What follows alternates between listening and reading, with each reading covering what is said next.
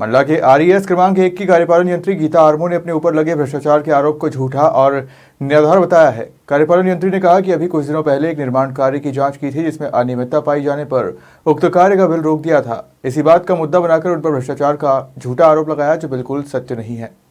ये जो भ्रष्टाचार का आरोप लगाया जा रहा है ये जब तक किसी चीज़ की जांच ना हो जाए, जब तक कोई चीज़ स्पष्ट ना हो जाए तब तक किसी पर भ्रष्टाचार का आरोप नहीं लगाना चाहिए।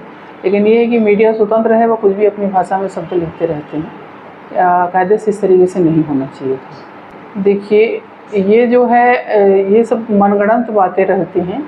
कभी भी मैंने ये चीज़ देखा है कि यदि किसी चीज़ का समस्या का यदि समाधान उनका नहीं हो पाता तो सबसे पहले सीधे एक आरोप लगा दिया जाता है कि पैसों की डिमांड की जा रही।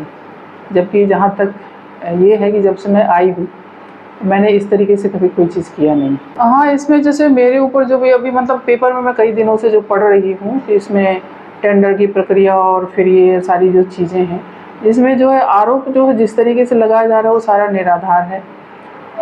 यदि जो जांच पहले हो जाती है उसके बाद आरोप लगे तो उसके बाद सुनने में भी अच्छा लगता है।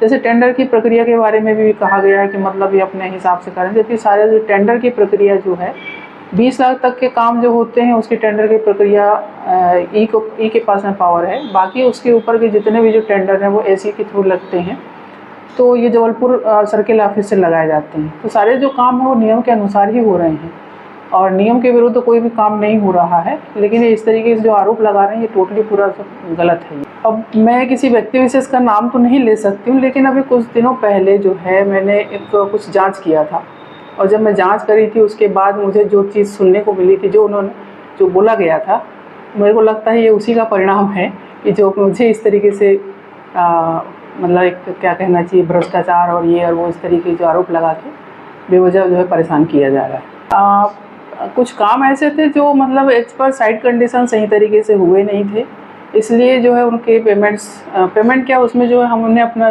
जांच प्रतिवेदन दिया, उस आधार पे जो है वो पेमेंट्स को रोके गए थे। और जब ये पेमेंट्स रुके हैं उसके बाद जो मेरा नाम पेपर में जो आने लगा है तो मेरे को लगता है शायद ये उसी वजह से हो रहा है। नहीं, मैं तो ये पूरे आरोप निराधार हैं, क्योंकि जिस तरीके से जो चीज़ें कही गई हैं वो सारे जो काम हैं हम नियम के अनुसार ही कर रहे हैं। कोई भी ऐसा चीज़ नहीं होता है कि जिसमें जैसे कहा जा रहा है कि लोगों को बुला के हम यहाँ पे टेबल टेंडर और ये सारी चीज़ें कराते हैं। हम अपने वरिष्ठ अधिकारियों से पूरी अनुमति और सारी चीज़ों की प्रक्रिया करने के बाद ही आगे की हमारी कार्यवाही होती है। ये सारे आरोप जो है निराधार हैं ये।